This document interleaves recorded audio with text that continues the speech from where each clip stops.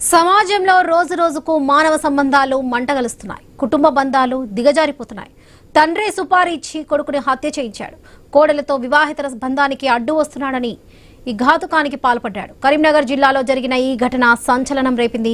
నిందితులను అరెస్ట్ చేశామని Karimnagar rural ACP Vijay Kumar తెలిపారు. అంజయ్యకు 15 ఏళ్ల క్రితం వివాహం జరిగిందన్నారు. ఉపాధి కోసం 2017లో విదేశాలకు వెళ్లి తిరిగి 2019లో స్వగ్రామానికి వచ్చాడని వెల్లడించారు. ఇంటికి వచ్చినప్పటి నుంచి తండ్రి లచ్చయ్య తన భార్యతో సన్నిహిత్యంగా ఉండటం గమనించడాన్ని వివరించారు. ప్రవర్తన మార్చుకోవాలని హెచ్చరించడంతో ఈ హత్య జరిగిందని ఏసీపీ వెల్లడించారు.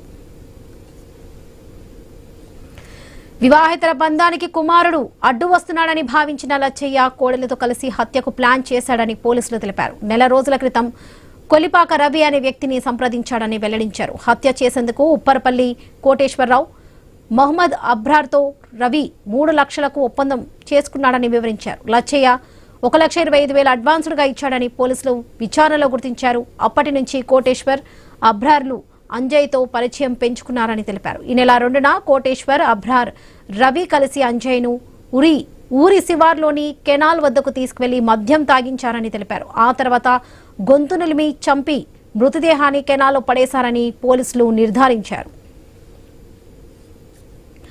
అంజయ్య కనిపించడం లేదని భార్య తండ్రి పోలీసులకు ఫిర్యాదు చేశారు. ఈ నెల 5న అంజయ్య మృతదేహాన్ని కాలువలో గుర్తించారు. ప్రమాదవశాత్తు కాలువలో పడిపోయి మృతి చెందినట్లుగా నిందితులు నమ్మించారు. పోలీసులు సాంకేతిక ఆధారాలతో విచారణ చేపట్టారు. సుపారీ కింద మిగిలిన 1,75,000 తీసుకోవడానికి నిందితులు లచ్చయ్య ఇంటికి రాగా పోలీసులు వారి కదలికలను గుర్తించి పట్టుకున్నారు. నిందితులు లచ్చయ్య, అంజయ్య భార్య కోటేశ్వర్ అబ్రార్ రవిని అరెస్ట్ చేసి రిమాండ్కు తరలించామని ఏసీపీ విజయ్ కుమార్ తెలిపారు. అదే అంజయ్ అనే వ్యక్తి 36 సంవత్సరాలు. అతను రౌండింగ్ కేసుగా కేసు రిజిస్టర్ అవుతుంది. వాళ్ళు రామడుకు చెందిన వాళ్ళు.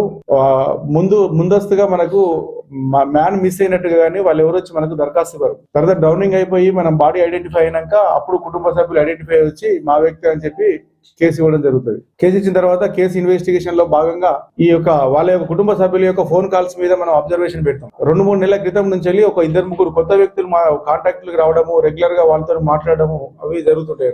ఈ డిసీజ్డ్ ఇంట్లో వాళ్ళ లొకేషన్ ఉన్నట్టు మనకు తెలుస్తుంది. ఎందుకైనా మంచి డౌట్ ఉంది కదా దాన్ని ఎంక్వైరీ చేద్దామనే ఉద్దేశంతో వాళ్ళ ఇంటికి వెళ్ళడం జరుగుతుంది.